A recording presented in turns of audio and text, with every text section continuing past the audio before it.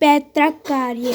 जब कोई पिता अपने पुत्र को शिक्षा देता है या उसके व्यवहार को सही रास्ते पर लाने के लिए बल का प्रयोग करता है, या कोई शिक्षक विद्यार्थी के प्रति शिक्षण देने में या प्रशिक्षण में बल का प्रयोग करता है, या कोई संरक्षण किसी पागल को ठीक करने के लिए बल का प्रयोग करता है, तो ऐसे कार्यों से घटित कोई दोष मुकदमा चलाने का कारण नहीं बनता है। आवश्यक है कि ऐसे कार्य उचित ढंग से और सही रूप से किए गए हों।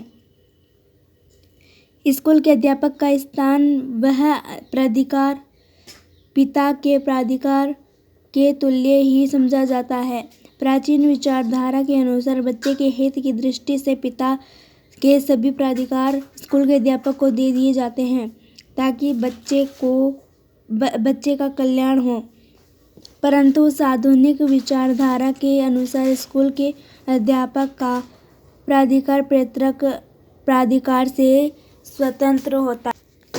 पैतृक एवं पैतृकल्प अधिकार माता पिता अथवा शिक्षक का यह कर्तव्य है कि वह बच्चे के जीवन निर्माण हेतु उसकी गतिविधियों पर दृष्टि रखे और उसे गलत आदतों से बचाए। इस कर्तव्य के पालन में कभी कभी बच्चे को डांटना पड़ सकता है अथवा उसे प्रताड़ित करना पड़ सकता है। यदि कोई हिंदू व्यक्ति अपने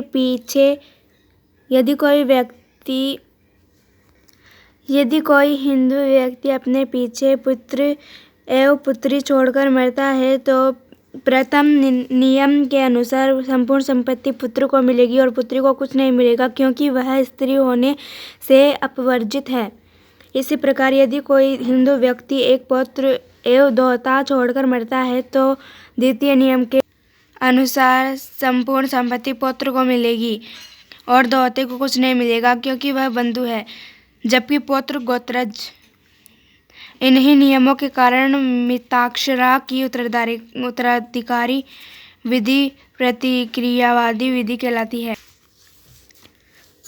आध्यात्मिक या धार्मिक लाभ के सिद्धांत के अनुसार संपत्ति का उत्तराधिकारी ऐसा व्यक्ति होता है जो अनुष्ठान आदि के द्वारा मृतक व्यक्ति की आत्मा को अधिक से अधिक शांति एवं धार्मिक लाभ पहुंचाता है। दूसरे शब्दों में यह कहा जाता है कि जो व्यक्ति पिंडदान द्वारा मृतक की आत्मा को अधिकतम शांति प्रदान करता है, वही उस मृतक की संपत्ति को उत्तराधिकार में प्राप्त करने का हकदार होता है। इस प्रकार दायभाग शाखा की उत्तराधिकार विधि लौकिक सिद्धांतों पर आधारित नहीं होकर